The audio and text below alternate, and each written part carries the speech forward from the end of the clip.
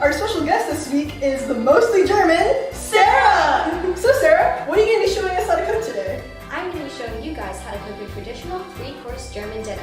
We're going to start with our appetizer of a German potato salad, our main course of kraut gyrox, and our dessert of a delicious pfeffernussen cookie. Sounds good. Let's get started! And as always, put on your aprons. And put up your hair. Whew. And remember to wash your hands. So Sarah, what are we doing first? Well, first we're making the pfeffernussens because they need to chill in the fridge and we can make all the other recipes while they're chilling. First, we are going to add 2 cups of sugar into the bowl. And then we are going to add 1 cup of Crisco butter flavored shortening. What's the next step? Our next step is to add 3 eggs. Now each of us can add an egg. I'll add one first. Alright, sounds good. After washing our hands, what's next, Sarah? We need to add 1 teaspoon of pure vanilla. And that will do it for the wet ingredients. So we gotta combine these, and then we're going to mix together our dry ingredients.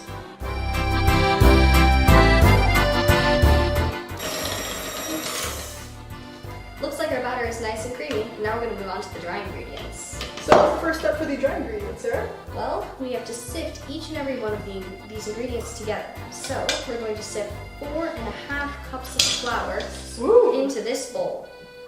Now that we're all done with the flour, the next 3 ingredients we'll be sifting in are 1 teaspoon of baking powder, 1 teaspoon of baking soda, and 1 teaspoon of salt.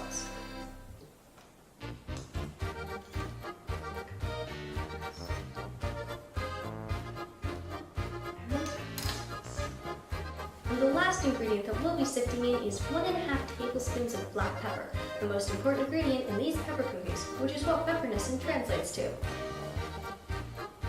Our last step to completing the dough for our pfeffernussen cookies will be combining the dry and wet ingredients, much like how East Germany and West Germany were combined on November 9th, 1989 when the Berlin Wall fell.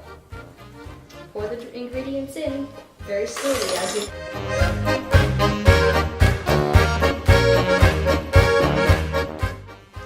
Once your dough is nice and combined, you're going to want to put it in rolls and stick it in the fridge. Why do we stick it in the fridge, Sarah? Well, when you stick it in the fridge, it becomes cold and easier to cut and place on the cookie sheet. Wow, that's smart. Just like Albert Einstein, who was born in Germany. Wow, what a fun fact! To roll up your dough, you're going to want to make sure you wash your hands first, and you're going to want to take some grit and place it on the parchment and kind of morph it into a little dough shape. But make sure your little worm doesn't go all the way to the edge of the parchment paper because you want some room on the sides to fold it up once you're done. Once you're done doing that, leave a little room at the back of the parchment paper that you can lift up over the little roll and just make it cylindrical, flatten it out, and roll it all the way down the paper. And fold up the sides. And once you're done with your little roll, stick in the fridge for 30 minutes to an hour. Alright, Sarah, what's next? Next, we're going to be making the potato salad. Let's head over to the stove to cook the bacon first. Set the bacon on the pan and make sure you lay it out. So while Cammy's attending to the bacon, Sarah's going to take me through the next step. And the next step is dicing your potatoes. Now, when you're cutting your potatoes, basically all you want to do is cut them into nice bite-sized pieces so people don't get too big of a piece of potato in their mouth when they're eating your delicious potato salad. Wow, all these bits of potato remind me of the Germanic states before the unification of Germany in 1871. That's so interesting. Why did Germany unify? Well, Otto von Bismarck was the Chancellor of Germany, and he had this, this really burning desire to unify Germany because he was such a nationalist. That's so interesting. Now that the potatoes are all done, let's head back over to Cammy to check in on that bacon. The bacon's all cooked, but be sure to save the bacon grease that's left over in the pan. That's an essential ingredient in our potato salad. And the next step is combining our 6 potatoes, our 6 slices of chopped bacon, our 4 chopped hard-boiled eggs, and 2 stalks of celery and 1/2 cup of onion. Mix it all together. This is 3 tablespoons of the bacon grease that we saved from cooking the bacon earlier. To the bacon grease, add 2 tablespoons of sugar. Hey, that's sugar on the raw. Like raw materials. And you know what a great place for raw materials was? Where? The Ruhr Valley in Germany. Wow, that's awesome.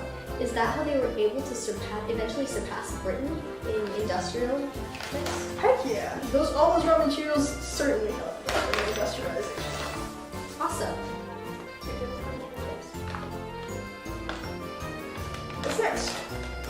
Well, after that, we're going to add a half cup of water and a half cup of white vinegar. Then we're going to bring this to a boil and pour it over our salad. While our dressing is boiling, we're going to chop up our pfeffernussen rolls into 1-inch slices and set them on our pans.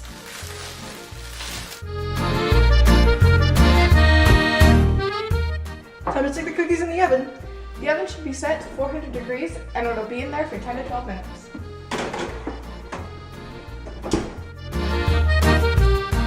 Take the cookies out and let them cool for 10 minutes.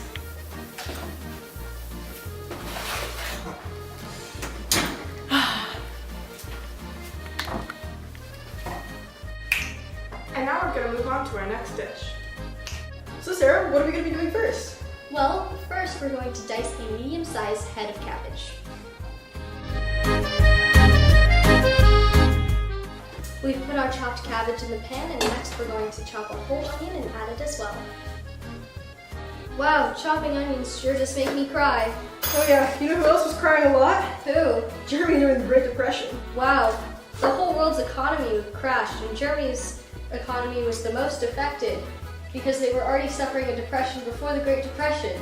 Oh yeah, double depression. Once you're done chopping a half cup of onions, add it to your cabbage mixture, and it's time to head over to the stove to fry it up. Be sure to save some for your ground beef later. Now while your cabbage and onion is simmering, add salt and pepper to taste. Careful, don't add too much salt, then it'll be salty. You know who else was really salty? Who? The Germans with the Treaty of Versailles. They had to take blame for the whole World War I. Wow, that would make me pretty salty. While your cabbage and onion is simmering in a separate pan, brown your hamburger and add a little bit of onion. Look at all that meat. Add salt and pepper to taste with the hamburger as well. While the cabbage and hamburger is cooking, we're going to move on to our dough. We gotta roll out little 4-inch squares so we can put our filling in them and pinch them up. After combining our cabbage and hamburger, we're gonna spoon a little into each of our dough squares and pinch them up.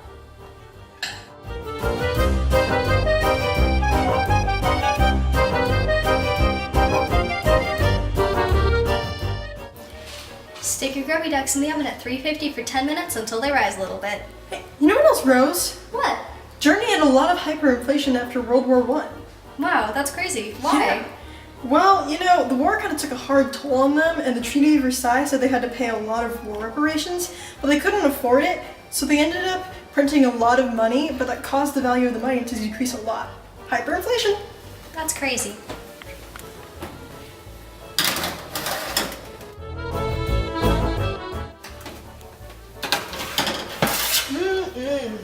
Now the grubby ducks are done, it's time to eat. Right, the aprons are off, and we got our potato salad. Our crop rocks. And our pfeffernussen. Thanks, Sarah, for showing us all this traditional German food. No problem. It was a pleasure being here. Okay, we'll see you next time on Cooking Around the World. Enjoy. But wait! A chef's job is never done until they clean up, so let's go. Woo, let's get to work, guys.